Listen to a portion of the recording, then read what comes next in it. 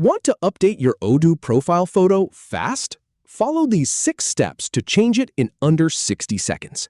The plan: open your profile, find the photo upload, and save the change. Let's dive in. All right, to get started, navigate to the Odoo homepage. It's the landing page where you can access your account. Once you're there, look to the top right corner and click on your profile icon to open the menu. From the menu that appears, click on My Preferences to open your personal settings page. Now, hover your mouse over your current profile photo. Then, click the Add Photo button that shows up.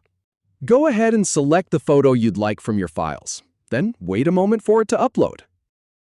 Finally, click on Update Preferences to save your new photo. And that's all there is to it. If you have any feedback or if any info is inaccurate, please leave a comment below. We'll do our best to answer or redo the video if needed. Thanks for watching.